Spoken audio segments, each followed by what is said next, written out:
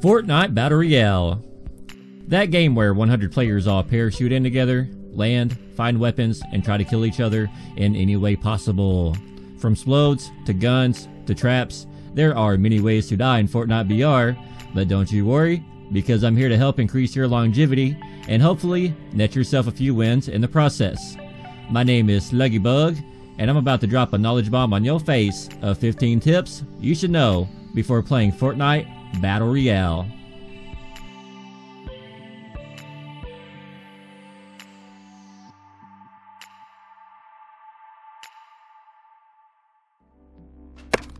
We might as well start with the boring crap first, because it is boring crap.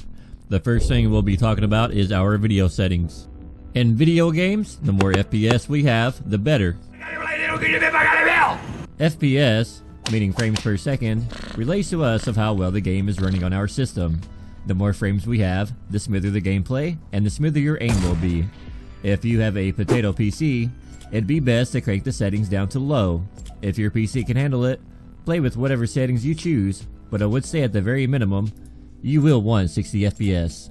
If you have a monitor that supports 144 Hz, you'll want enough frames to match your monitor's refresh rate. Personally, I use a 144 Hz monitor, so I try to keep my frames around 144. One setting I do recommend putting on low is post-processing. When moving this down to low, everything from far away appears a lot sharper. When up in the air, it makes everything a lot more clear, giving you a better idea of where to land, or this may help you spot players easier from far away. I'm not sure how long it'll be that way, so if you are watching this a year from now, this may not be a thing anymore. How nice it feels to have that summer breeze blowing through your hair while plummeting towards the earth, knowing with great conviction that as soon as you land, you may be fighting for your life. Obviously, it's best to get down with the quickness, as the sooner you land your paws on a weapon, the better. When free falling, the quickest way down would be straight down. However, the battle bus may not be flying over the point of interest you want to jump at, or you may want to jump somewhere further away to avoid a mass group of players. The real trick with landing quickly, in my opinion, comes with knowing how to glide into your target point. If you open your glider above the point, you'll be stuck slowly falling to the ground, and this can take a while. However, if you open your glider a little ways outside your point, and use this time to actually glide in, you'll save a lot of time and beat a lot of players to the ground. When gliding in from this far away, I simply just hold forward, but if I overshoot my target, it feels a lot faster to me to actually strafe down, rather than use forward to get down. It feels like strafing is a lot faster, but can be a bit trickier to control while falling. Here is a drawing a professional artist made for me on MS Paint of the two different parachuting angles.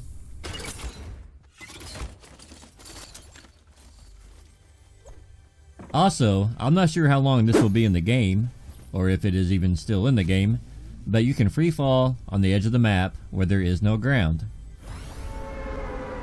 Since there is no ground, your glider will open up closer to the ground, giving you a slight edge on other players who was forced to open their chutes higher up. The downfall to this is that you won't have much time to decide where to go once your glider does open.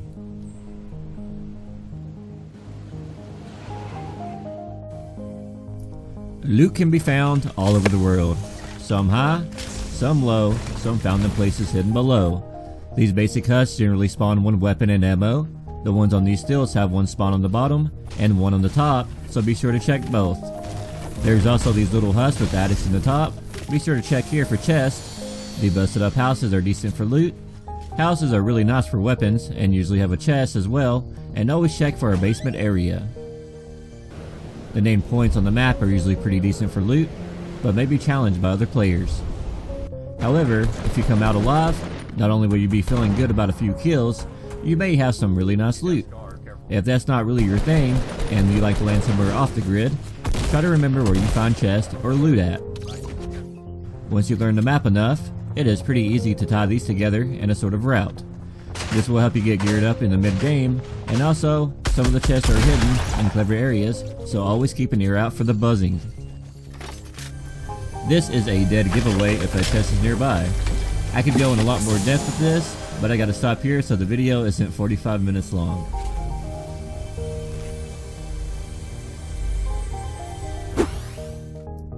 While we are on the topic of looting, I'm going to go ahead and explain the different color tiers that's within Fortnite. Going from common to legendary, we start with the gray tiered weapons.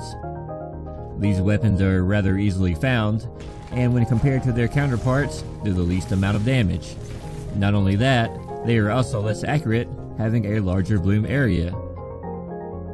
The next tier up after that is uncommon, these being the color of green.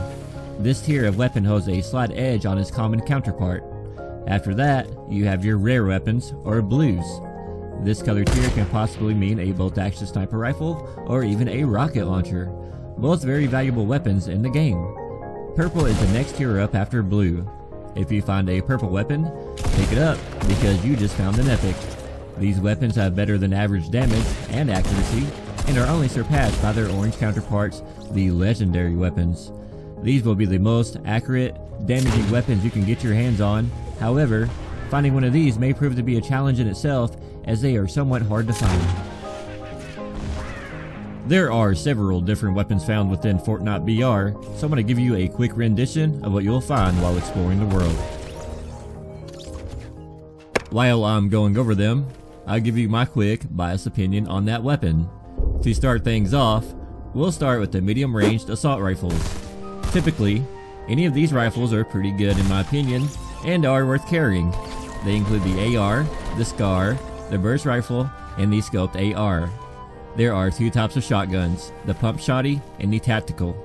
The pump shoots a little slower, but seems to have a longer range. The tactical shotgun shoots faster and has a bigger clip size, making it more consistent. The tactical shotgun can also be found as an epic, where the pump cannot. The long-range weapon would be your sniper rifle. These can be found in two different types, the bolt action and the semi-automatic. Both actions are deadly, a headshot meaning certain death for your enemy. The semi-automatic isn't as powerful, they can shoot a whole lot faster, allowing you to spam your shots. And then, we have our splodes. These can be found as grenades, grenade launchers, and rocket launchers, all of which are very useful late game. More on those later. I'm not really going to touch on the pistols and SMGs too much in this guide, as they are more or less weapons you want to pick up if there's nothing else around. I will say though, the Magnum is great for headshots, but can be really tough to use because of the bloom. Splodes are nice to have. The rocket launcher could arguably be the most powerful weapon in the game, and makes you a beast at the very end. I would recommend always having at least some sort of splode at all times to help combat people who have built themselves into a base or behind the wall. Here is a not so serious montage of me using my splodes.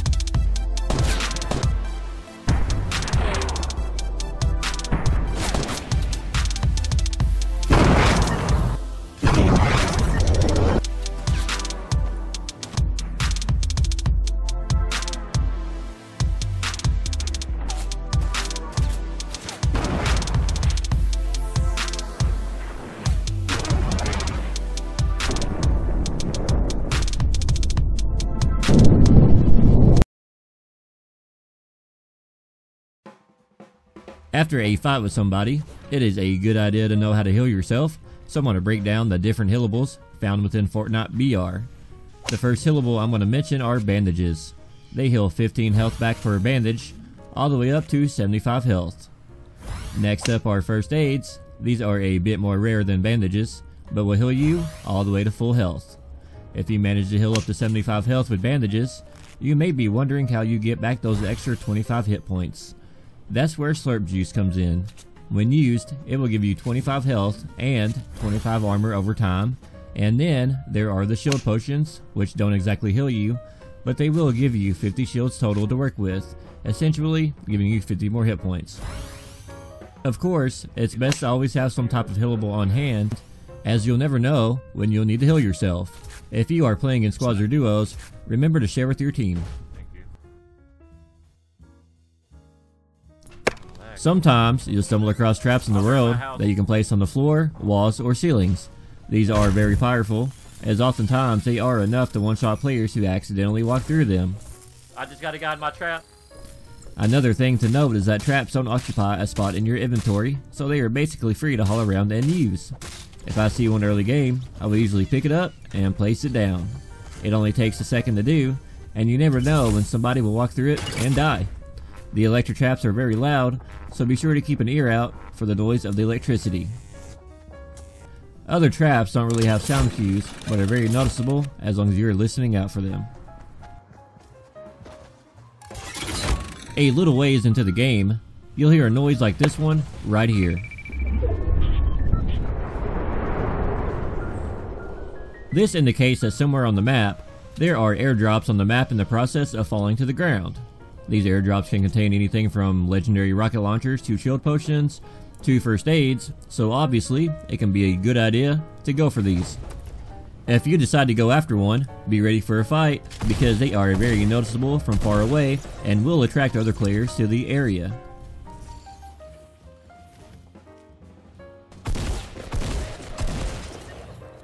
If you are already kitted, you can always opt to use the airdrop as bait, shooting at unsuspecting players as they go to open it.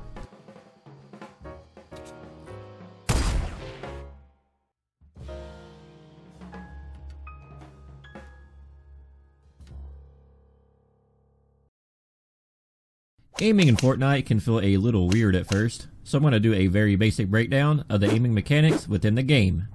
Please note, however, this may change in the future, as Fortnite hasn't even fully released yet. Fortnite uses a mechanic called Bloom with the weapons that are hit scan. This means you may have your dot right on top of somebody, but still miss because your bullet will go anywhere within the bloom of your crosshair. The good news is, though, there are strategic ways to make the bloom shrink as you aim, making the random misses a lot more rare. If using a hit scan rifle like the Burst, or the AR, or even the Scoped AR, I will crash before I begin shooting, making my bloom smaller than usual. After that, I will pace my shots and really focus on where I am aiming. The shotguns are also hit scan, and with these, it is best to be on the move, as you will be right next to your opponent while shooting. I have heard that ADSing, or aiming down sights with these, can be a good idea, though I have never tried it myself. The sniper rifles are a little different, as they aren't hit scan, they are projectiles. This means you will have to lead your shots and account for bullet drop. Also be sure that you are comfortable with the sensitivity you are using. While I hope you never run into one yourself, it is a good idea to know what to watch out for when making your way around Fortnite. These little jerks are so bad at the game themselves that they resort to hacking to actually get good. Here, you can see one at work. This guy here is using God aim, obviously, and isn't even trying to hide it. Needless to say, this guy got banned pretty quickly. If you get killed by somebody and suspect them of hacking, watch them for a few minutes. If their aim looks like this, chances are they are hacking. However, not everybody with a good shot is hacking. Before you report somebody, be 100% sure that they are indeed hacking. Building is a major staple in Fortnite BR, but before we get into that, I want to talk about the different materials. Wood, stone, and metal can be found all throughout the map. The more you have, the better. Of course, wood can be gathered by hitting trees with your pickaxe, or if you see these wooden pallets like these, be sure to break them. They give a substantial amount of wood when doing so, which makes it totally worth it. There is also this place here at Anarchy Acres, which can net a nice little supply of wood as well.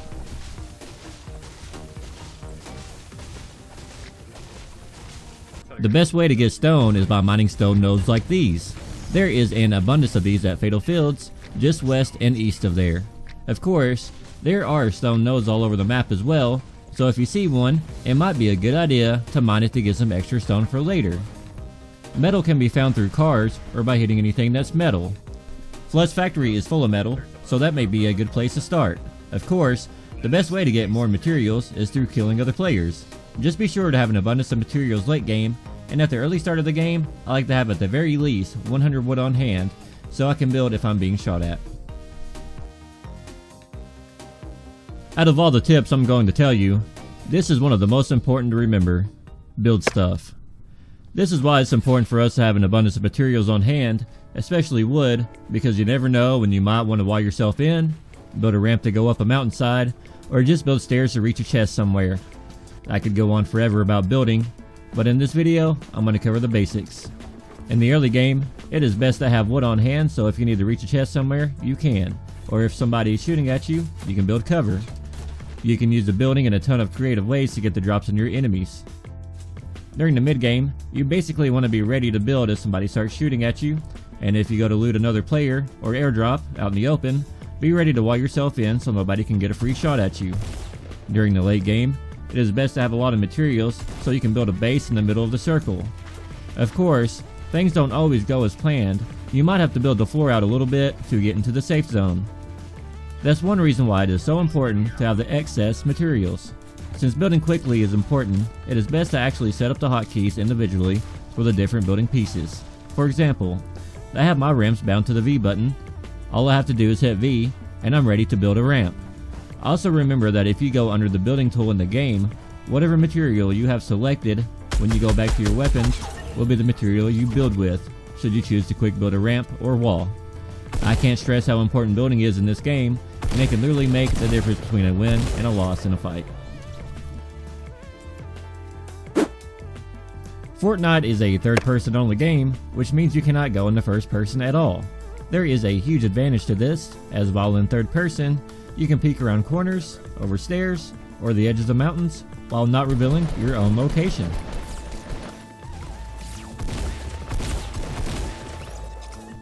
Getting in the habit of peeking through doors before going through them, or looking around the corner before going around it, is definitely a good practice to get into.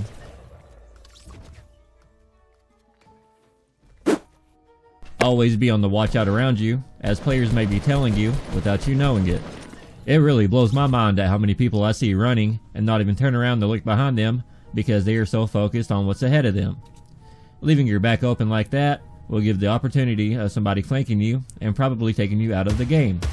Always check your six and be mindful of gunshots and what directions they are coming from.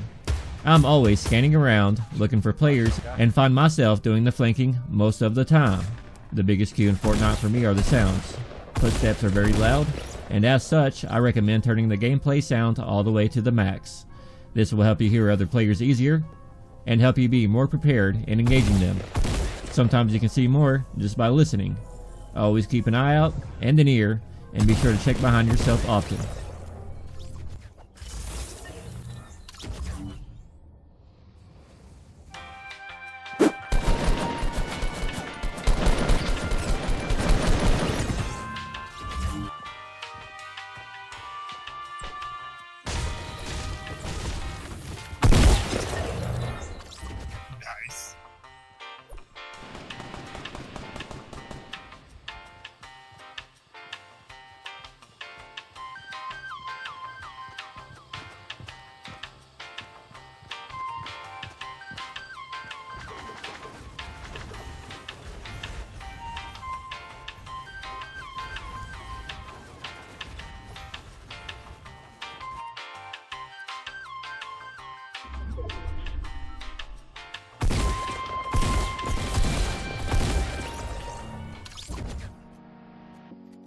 And with that is 15 tips.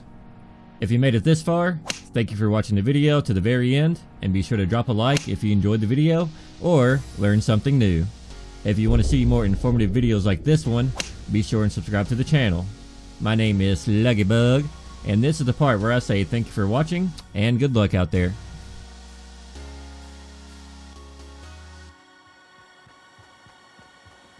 Your guy's like sliding like fucking Gumby.